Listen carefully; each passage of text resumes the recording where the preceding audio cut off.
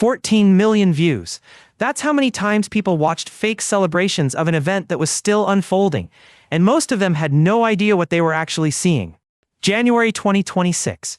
The U.S. military captures Venezuelan President Maduro.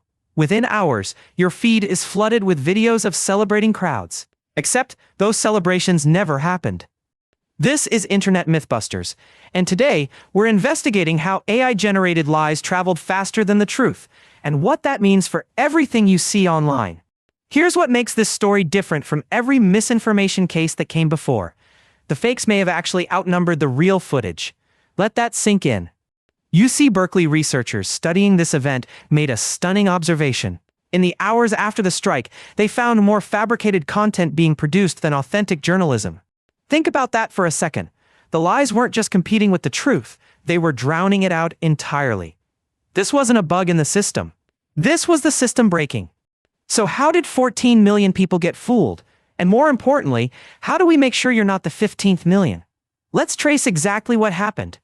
To understand how this happened, you need to understand what happens when a major news event breaks. There's this window, usually the first 6 to 12 hours, where demand for information massively exceeds supply. Real journalists need time. They need to verify sources, confirm footage, get official statements. That process takes hours, sometimes days. But social media doesn't wait. That gap between what people want to know and what can be verified creates what researchers call an information vacuum. And nature, as they say, abhors a vacuum. In the past, this vacuum got filled with rumors, speculation, maybe some misidentified footage. Bad, but limited in scope. What changed everything? Generative AI. Today, anyone with a laptop can generate realistic video footage in minutes. Celebrating crowds, triumphant soldiers, burning buildings, whatever narrative you want to push, the tools now exist to manufacture evidence. And that's exactly what happened after the Maduro capture. Within 6 hours of the operation, AI-generated celebration videos started appearing on X, TikTok, and Facebook. The videos looked convincing enough at first glance. Waving flags, cheering masses, the emotional imagery people expected to see after a regime change. But none of it was real. According to NewsGuard's AI Tracking Center, 7 distinct fabricated or misrepresented pieces of content about the Venezuela operation accumulated more than 14 million views in under 2 days on X alone. 14 million. And that's just one platform. That's just the content researchers were able to track. The real number across all platforms is almost certainly much higher. But here's where it gets really interesting and really troubling. Not all the viral content was AI generated from scratch. Some of it was recycled footage deliberately misidentified. One of the most widely shared celebration clips? NPR's fact-checkers traced it back to UCLA students at a completely unrelated college event. Not Venezuela. Not even close. Another viral image claimed to show an American soldier posing triumphantly with the captured Maduro. PolitiFact investigated. That photo was from 2003, showing the capture of Saddam Hussein in Iraq. A 23-year-old photo, recycled for a completely different event in a completely different country. And millions of people shared it without a second thought. This combination of AI generation and old footage recycling created a perfect storm. The AI content looked real because it was designed to. The recycled footage looked real because it actually was real, just not from Venezuela. And here's the psychological trick that made it all work: emotional validation. People expected to see celebrations after a dictator's capture. The fake content gave them exactly what they expected to see. The misinformation wasn't just fooling ordinary social media users. According to CNBC's reporting, even the President of the United States shared misidentified footage in the aftermath of the operation. When the leader of the free world can't distinguish real footage from recycled clips, we have a problem that goes far beyond social media literacy. So why were the fact-checkers so far behind? It comes down to simple math. Creating fake content takes minutes. Verifying that something is fake takes hours of investigation. Journalists need to trace origins, consult experts, find original sources, and build an evidence chain. By the time they publish their fact-check, the fake has already gone viral. NBC News quoted UC Berkeley researchers who made a stark assessment. More fake content may have been produced than real content in the hours immediately following the Venezuela strike.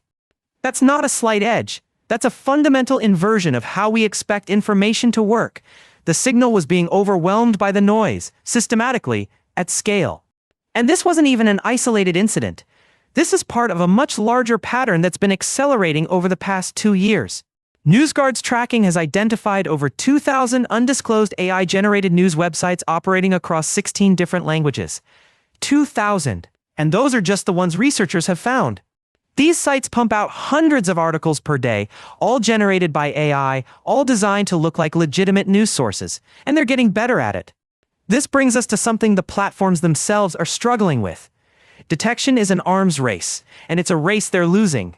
Leadership at Instagram and Threads made a remarkably candid admission to NBC News. Quote, "All the major platforms will do good work identifying AI content, but they will get worse at it over time as AI gets better." That's a senior platform executive essentially admitting defeat in advance. They're saying the tools to create fakes are improving faster than the tools to detect them. Think about what that means for the next major breaking news event, and the one after that. Each time, the fakes get harder to catch and faster to produce. The Venezuela crisis wasn't an anomaly, it was a preview of what every major news event might look like from now on. But here's what I want you to really understand. The problem isn't just that fake content exists, it's what fake content does to real content. NBC News reported that experts are warning about a collapse of trust online. Not a decline, not an erosion. A collapse. That language isn't accidental. When you can't trust what you see, you start to distrust everything. Real footage gets questioned. Authentic witnesses get dismissed as actors. The truth becomes just another competing narrative. Researchers call this the Lear's dividend. When fakes are everywhere, even genuine evidence can be dismissed as fabricated. Accountability becomes nearly impossible. So what are we actually supposed to do about this? Is there any way to navigate this new reality without becoming either paranoid or gullible? The answer is yes, but it requires changing how we consume breaking news entirely. And it starts with accepting an uncomfortable truth. Speed is the enemy of accuracy. Here's your first and most important defense. Wait. The first 24 to 48 hours after any major news event are the most misinformation-heavy period. Don't amplify. Just wait. I know that feels counterintuitive. When something big happens, you want to be part of the conversation. But sharing unverified content doesn't add to the conversation. It drowns it. Every share of fake content makes the real story harder to find. You're not spreading information, you're spreading noise, and the algorithms reward noise. So here's a practical rule. If footage looks emotionally perfect for a narrative, crowds cheering at exactly the right moment, dramatic scenes that seem scripted, be suspicious. Real events are messy. Real footage has awkward framing, unexpected angles, and boring moments. Perfect footage is often manufactured footage. Second defense, use reverse image search. Google Images, TinEye, and other tools can often reveal when footage has been recycled from completely different events. Remember that Saddam Hussein photo that got passed off as Maduro? A simple reverse image search would have shown it appearing in articles from 2003. 20 seconds of checking would have revealed the lie. Third, look for official watermarks and AI content labeling. Tools like Google SynthID embed invisible markers in AI-generated content. More platforms are starting to require disclosure. This isn't perfect. Bad actors can strip watermarks or avoid using marked tools entirely.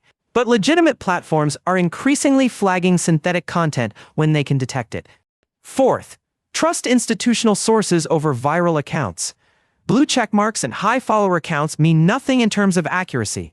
A news organization's reputation means everything. During the Venezuela crisis, the accounts spreading the most viral content weren't journalists. They were engagement farmers who had no accountability for accuracy. Journalists can lose their jobs for spreading false information. Journalists can be sued. Journalists face professional consequences. Viral accounts face nothing but increased metrics. That asymmetry matters. When someone has skin in the game for accuracy, their information is more trustworthy than someone who only benefits from engagement. Fifth, pay attention to what's missing. AI-generated content often lacks specific verifiable details. Real journalism includes names, locations, timestamps, and corroborating sources. When you see footage with no clear indication of where, when, or who, that's a red flag. Real content comes with context. Fake content comes with emotional impact and nothing else. But I want to be honest with you. These techniques help, but they're not foolproof. The technology is improving faster than our detection methods. What worked last year may not work next year. The real solution isn't individual vigilance, it's systemic change. We need platforms to take more responsibility. We need legal frameworks for synthetic content disclosure. We need better education. But until those systemic changes happen, and they're happening slowly, if at all, individual defense is what we have. And individual defense starts with skepticism. The Venezuela crisis taught us something important. We've crossed a threshold. AI-generated misinformation is no longer a future problem. It's a present reality that already shapes how we understand major events. 14 million views of fake content in 48 hours. That's not a glitch in the system. That's the system working exactly as it's designed to work, optimizing for engagement over accuracy. Social media algorithms don't reward truth. They reward attention. And nothing captures attention like emotionally charged content that confirms what people already want to believe. The fake celebration videos succeeded because they told a satisfying story. Dictator captured, people celebrate, justice is served. It was the narrative people wanted, manufactured on demand. And here's the really uncomfortable truth. We're all vulnerable to this. Not because we're stupid, because we're human. Our brains are wired to accept information that fits our existing beliefs. Confirmation bias isn't a character flaw. It's a cognitive shortcut that served us well for millions of years. But it's also the exploit that misinformation is designed to target. The solution isn't to stop believing things, it's to slow down, to check sources, to resist the urge to share before we verify, to accept that sometimes we don't know, and that's okay. Being wrong isn't shameful. Spreading wrong information carelessly, that's the problem. And we all have the power to not be part of the amplification machine. The Venezuela crisis happened a month ago, but the lessons it taught us apply to every breaking news event that will happen from now on. The next time something major breaks, and it will, you'll have a choice. Share first and verify later, or wait, check, and share only what you know is true? That choice, multiplied by millions of people, determines whether reality wins or fiction does. 14 million people chose fiction in January 2026. The question is, what will you choose next time? Because here's what the research tells us. Misinformation doesn't just spread. It changes how people remember events. Studies show that exposure to fake content creates false memories that persist even after corrections. Those 14 million viewers don't just think they saw celebrations that didn't happen. Many of them now remember celebrations that didn't happen. The fake footage became part of their experience of the event. This is what makes AI misinformation different from old-fashioned propaganda. It doesn't just tell you what to think. It manufactures what you remember. It creates a false past. And once enough people share a false memory, it becomes a kind of collective reality. History gets rewritten in real time, one viral post at a time. So when you resist the urge to share unverified content, you're not just protecting your own accuracy. You're protecting collective memory. You're defending history itself. That might sound dramatic, but 14 million views of fake content in 2 days is dramatic. We're living through a transformation in how reality itself gets constructed. The good news? Awareness helps. Understanding how these systems work makes you more resistant to manipulation. You've already taken the first step by watching this episode. The bad news? Awareness isn't enough on its own. You need to practice skepticism consistently, not just when content challenges your beliefs, but especially when it confirms them. Start with one simple habit. Before you share anything about a breaking news event, ask yourself 3 questions. Who is the original source? When was this actually created? Can I verify this independently? If you can't answer all 3 questions confidently, don't share. It's that simple. Your restraint might not get likes, but it protects the information ecosystem we all depend on. We live in an era where seeing is no longer believing, where video evidence can be manufactured in minutes, where the truth faces a permanent speed disadvantage. But we also live in an era where we understand the problem, where tools exist to fight back, where individual choices still matter.